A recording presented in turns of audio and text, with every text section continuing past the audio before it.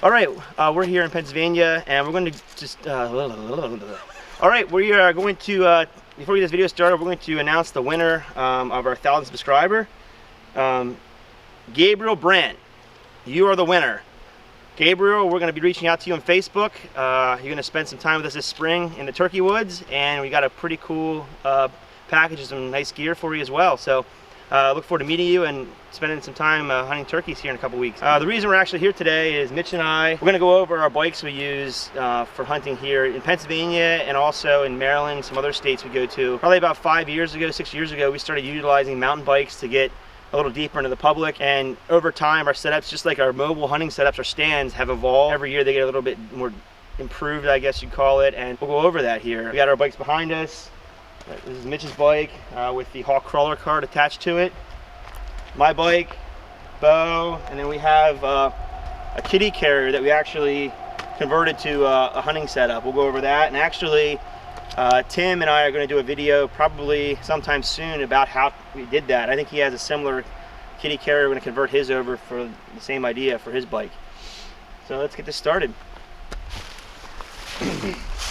All right, so this is my setup.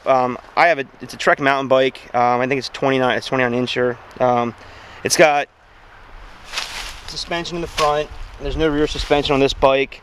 I definitely would encourage you, if you're shopping around for bikes, to find something with a little bit of suspension. Obviously, most cases you're not riding on roads or groomed trails. It's a lot of times it's kind of rough terrain, so it's good to have a little suspension there. You get over, roll over some rocks or logs or whatever. First thing I put onto this bike when I got it was I got these. It's actually a bow gun holder for an ATV. They just clamp on with C-clamps to the handlebars of the mountain bike, and that's how I attach my bow to the handlebars. You could use like a bow sling to carry your bow in, but one thing to keep in mind is the minimum amount of stuff you can have hanging off you as you're riding, the better. In case you would happen to wreck, you don't want to fall with arrows and broadheads and tree stands all over you. It could be pretty ugly. So that's when I started using this handlebar. My first idea was to use a bow sling, and pretty quick I realized that wasn't a good idea. So these are made by ATV Tech. We'll drop a link on this video of where we got them. I got them off Amazon. I think they were like $30, and they use just basically rubber bands. You can also get like those elastic with like the ball on them, the tie downs. But basically it just goes across your riser of your bow, and you kind of rotate it like about 90 degrees, and it pops right out real nice. Everything's rubberized, so it's really quiet, which is pretty cool. Obviously, I don't use my mountain bike only for hunting, so the nice thing too is that if I had to, go just riding with my family or whatever, these unthread from these brackets. And what you're left with then is just the U-bolt setup on your handlebar. I don't ever take it off. You could even take that off if you wanted in the off season to get rid of that on your handlebars if you needed to. But so that's what's on. That's what I use to get my bow. I've also used the same setup with a gun. Works just as well. Like I said, it's designed for that purpose for on ATVs. So it's it works well for that. The next thing I kind of put on this bike was back to what I originally said. I thought about carrying stuff on my back. So I had a backpack and a tree stand. I bought this rack for the back of the bike, just like a standard bike rack. I actually bolted on a piece of aluminum because I had issues with some of the straps falling down against the tire. So I just put this plate here, and I even put a U-bolt on here. The thought process was if I ever need to hook like a deer cart to this back here, this is actually like a trailer hitch per se. I've only utilized it like once or twice, and it worked okay. We'll talk more about the pull behind carts in a second here, but it does work good. It does work really well for strapping like a small pack, like a fanny pack onto. In the off season, I've actually took a tree stand and sat on this rack, like platform down, and bungeed it to this, so it was hanging off the back. It did hang off pretty far, but it still was clear of the pedals and the seat, and I was able to ride in and out with a tree stand on that for when I was doing like pre-season prep, getting into those spots to hang stands. I did put this on here too, this small pouch. It fits a cell phone pretty well. Obviously, we're often using OnX to get to our pins, and it's good to have that handy. Obviously, most of our hunting gear's got pockets or our backpack, but I find that it's good to pack this stuff away. It's good to have it readily available, so you have to pull it out in a hurry, see where you're at, or maybe check the weather or wind. It's good to have that right at hand. Something you don't see on this bike, but I do want to touch on right now. Probably one of the most important things you can get is a good headlight. You can either get lights that mount onto your bike itself. The headlight I use is a black diamond light. It's got 2 or 3 settings, but you really want a good, reliable headlight, because as you're going down these trails, oftentimes in the dark, either going in the morning or coming out in the evening, there's potential for obstructions to be in your way. You want to know they're there before you get on them. I definitely wouldn't go barreling down any trails, 90 miles an hour either, just for safety's sake. But a good headlight kind of lights up those, a tree that may have fell down, a rattlesnake on the trail, that kind of thing that could just, show up. So yeah, get a good headlight too if you're going to be doing this. It'll definitely be a benefit to you. The last thing I kind of added to this bike, like I said, I did experiment with kind of a trailer hitch setup or a hitch setup with a standard deer cart. It worked okay. I had it just U-bolted to this U-bolt, kind of like almost like a universal joint. It worked decent, but my kids actually got bigger, and I was able to convert my kitty carrier to a hunting cart. So basically, this is a standard like kid carrier. It previously had cloth sides and like a canopy to keep your kids out of the wind or whatever. I cut all that off. I did keep all the framework. I could have got rid of this and just left the standard flat, like a flatbed. But what I find is that there are times you can have things, you can even have this stand standing up and bolt to this bar here. If you would have a deer on here, it's good to have some side support to kind of help keep its, limbs, or maybe its big rack, hopefully, from falling off the sides. You can kind of, strap it all down. All I really did, the only conversion I really did was like this had a particle board floor, and obviously particle board doesn't do very well in the weather, and it's also kind of heavy. So I got some. This is a extruded aluminum like mesh. I think this is like 1 inch. I can't remember the exact size, but I got the mesh, and I just basically through bolted it with the fender washers to the frame, and to provide a good platform to work off of. It's pretty stable. Obviously, you could even stand on this if you wanted to.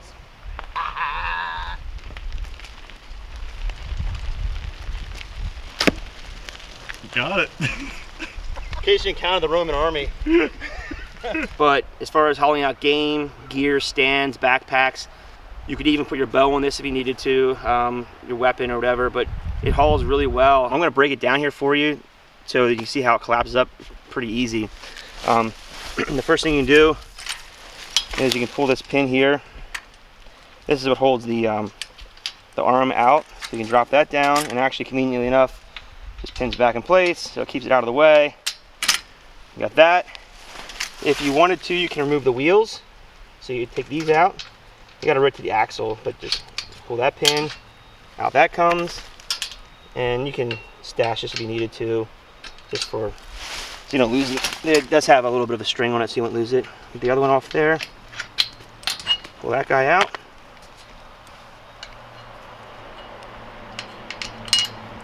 And then this frame, there's little clips here. Just pop that out.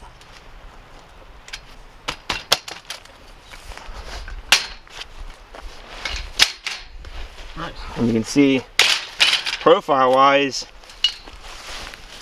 it's maybe 4 inches high.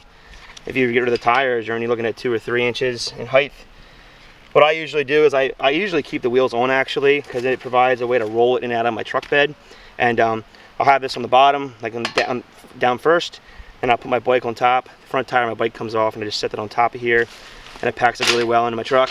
I'll have a tote with my gear in it. So it works well. I have a 6-foot bed on my truck. This all fits very easily in there with this. I have a couple tree stands, some gear, bow case, and then this carrier and the bike. Works quite well. Okay, just to show you guys how you attach this kitty carrier to the back of the bike.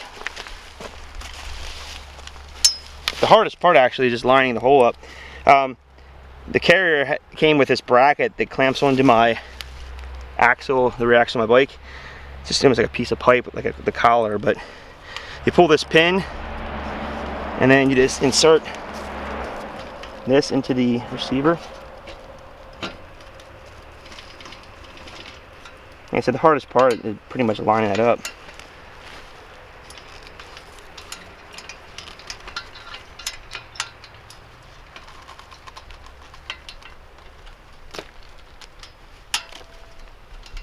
those clamps on there with that pin. This here is just it's basically like a security in case some reason this would come apart. You know, obviously if this is used for carry kids, you don't have your kids go careening off into a road or something. But I actually use it in a lot of cases. You know, I have a stand on here or whatever, and it's good to kind of have some insurance that it's not gonna, you're not gonna lose it in the woods somewhere. So I just clip that on there. That's it.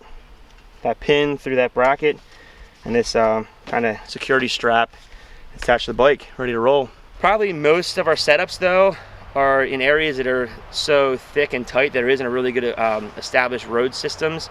So we rarely can use this kind of stuff to go the whole way to our setup. So what you can do is partially ride in, stash this, maybe you know, cable lock it to a tree, and you have it ready if you would shoot a deer. A lot of times what you'll see is just us going down a trail with the bike on the handlebar, or sorry, the bow or gun on the handlebars, and our stand on our back. I still carry my stand on my back at times, and you know, riding in with just the bike alone. A lot of spots in Maryland, that's what we end up doing because it just seems to work better. If we're fortunate enough to shoot an animal, we can always ride out, get our cart, or like I said, we could have it pre-stashed somewhere and then hook up and go that route. Works pretty well. The whole setup's you know, not very heavy. This bike's fairly light. I pull the front tire off, it loads very easily in the back of my pickup truck. You know, like I said before, we're really into getting creative on our accesses, really into getting, on many occasions, deeper than other people into the woods. And if there's like logging roads or some good trails, this is a really good way to do it.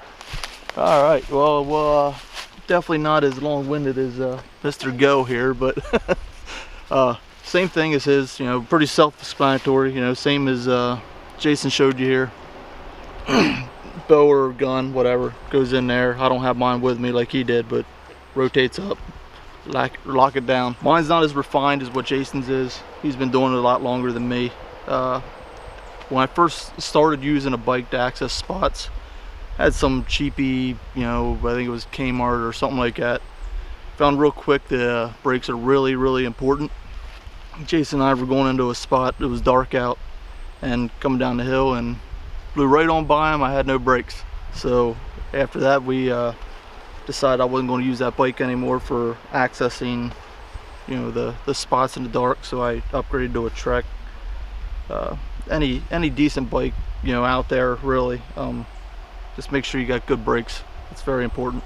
As far as how I attach, I have this Hulk crawler here, and we're still working on how to attach this, but this is the rough prototype on how it's going to go. Just a couple of U-bolts and eye bolts that bolted them all together from hardware store. I think I might have $8 or $10 total in it. So till we refine it, I might have another 8 or 10 total. But under $20, you'll be able to, you know, rig something up just like I have, similar to this here. Like I said, we're going to talk about it a little more.